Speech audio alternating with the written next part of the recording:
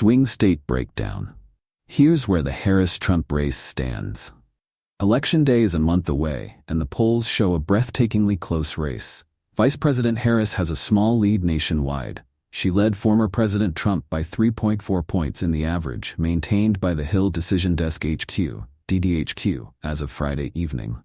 But the picture in the battleground states is tighter still. Of the 7 battlegrounds likely to decide the election, Harris leads in 4 states and Trump in 3. But neither candidate is ahead in any of those critical states by more than 2 percentage points.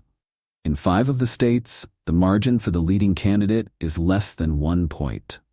The campaigns will now be furiously battling it out on the campaign trail and in TV ads to try to drive turnout among their supporters and win over late deciding voters. The Trump campaign and its affiliated committees have said they began October with $283 million cash on hand. The Harris campaign has yet to release its fundraising numbers for September. Bloomberg, citing data from unpack, has reported that Team Harris spent $192 million on advertising to Trump's $72 million during September. Here's where things stand in the battlegrounds. Trump has a tiny lead here, up by 0.8 of a percentage point in the Hill DDHQ average. Arizona is the only battleground state that abuts the border, making immigration one of Trump's strongest issues, especially salient. An Emerson College poll released this week gave Trump a 4-point lead in the Grand Canyon state among likely voters, though another survey from High Ground put Harris up by 2 points. Arizona was one of the closest states in 2020. President Biden won by roughly 1/3 of a point. Trump is up by 0.7 of a point in the state that gave Biden his narrowest win in percentage terms in 2020. Biden's victory made him the first Democrat since President Clinton in 1992 to carry Georgia in a presidential election.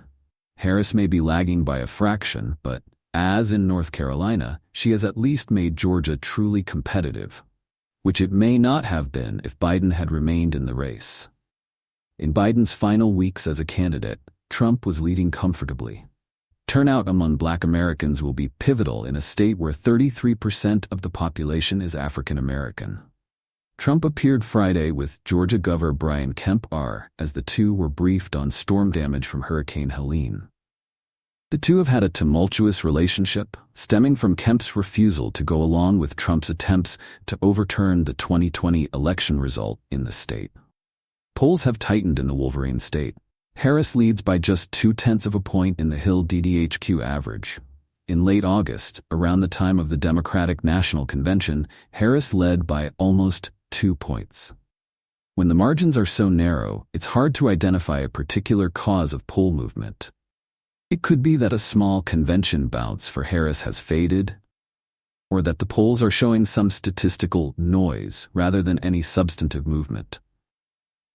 But the growing crisis in the Middle East is especially salient in Michigan, which has the highest concentration of Arab Americans in the nation.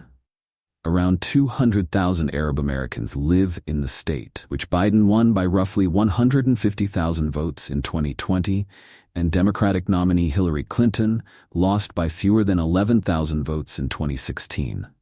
No administration has helped Israel more than I have. None.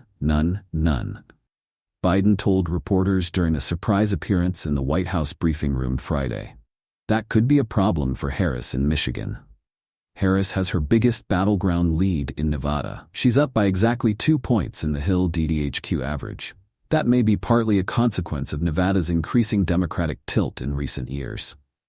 President George W. Bush carried the state twice, but no Republican has won it since. The powerful Culinary Workers Union Local 226, which represents many of the hospitality workers in Las Vegas and Reno, endorsed Harris back in August. It's also notable that Harris has adopted a Trump proposal, making tip income exempt from income tax, which has particular appeal to workers in the hospitality industry. North Carolina is the only one of this year's battlegrounds that Trump carried in 2020. Harris currently trails by just 0.8 of a point in the Hill DDHQ average. History appears to be on Trump's side. President Obama is the sole Democrat since 1976 to carry the Tar Heel state. And even then, he managed the feat in only the first of his 2 campaigns. On the other hand, two demographic elements could help Harris. North Carolina's population is 22% black, and those voters could turn out in large number for a candidate vying to become the first female black president. In Census Bureau figures, North Carolina also has a larger share of the population with a bachelor's degree or higher than any other battleground. In recent years, college graduates have increasingly favored Democrats. In 2020, Biden won college graduates by 12 points nationally over Trump, according to exit polls.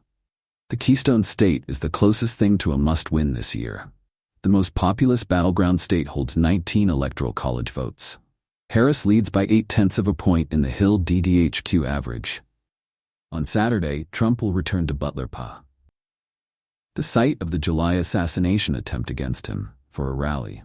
Harris has also been a frequent visitor to the state, and Obama will seek to help her with a rally appearance in Pittsburgh on October 10th. Just how close is the state?